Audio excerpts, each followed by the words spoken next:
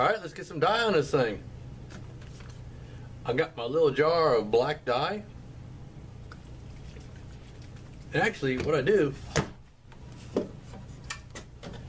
is I buy it by the quart and then I dump it in this little bottle because that's easier to work with. So I always shake it, I don't know why.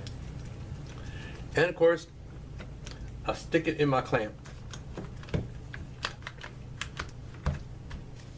Now last time we were together we did the stamping on this.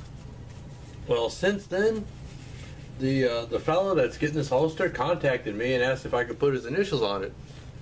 But unfortunately, I already had the stamping done. But I got to thinking, you know, this is for a Smith & Wesson Shield. A common holster, a common gun, and it's basically a common type of holster. It's a pancake style, strong side, so I'll just make another one. And on this one, I did cover it with layout lines. And like I mentioned before, since it's going to be dyed black, I can mark all over it with an ink pen, and once it's dyed, you'll never see it. But you can see how I use the layout lines to have the lettering even with the bottom of the holster, and to keep the lines straight, because where it passes through the lettering, it needs to look like it just continues on. Anyway, we're going to go ahead and dye this whole thing black.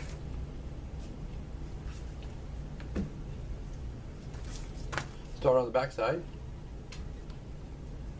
Soak the dauber and just go to town on it. Lots of dye.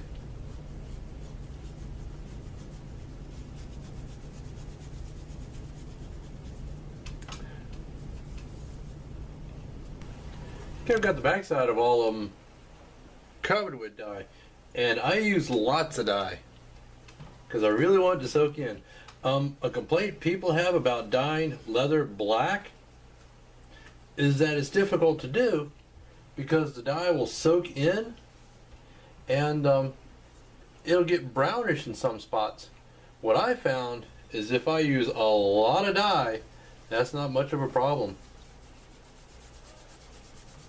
I mean, to the point where the dye is puddling on the surface, where the leather won't soak any more dye in.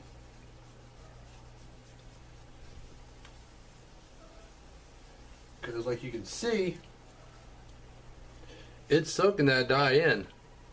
So basically, I'm just going to keep adding dye to this until it doesn't soak it anymore. What that does though is when it dries, it leaves a residue on the surface, but that's no big deal. That could just be buffed off.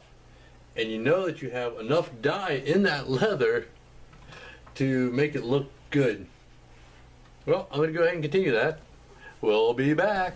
Now the way I'm doing this is I'm putting 2 heavy applications of dye on the leather, setting it aside, letting the dye soak in, and then putting 2 more applications of dye, which gives me a good, heavy, thick amount of dye on it, which will ensure that when it's done and it's dry, it'll be black. Because right now you can see that basically the dye is starting to puddle on top of the leather, which is exactly what I wanted. Once the leather gets to the point where it won't absorb anymore, that's just right.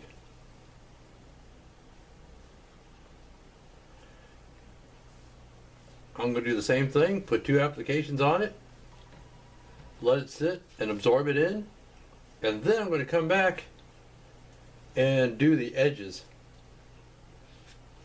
And next time when we get together, let's see, what's next? We got to burnish these edges and put a finish on the inside. But that won't be done until this is good and dry.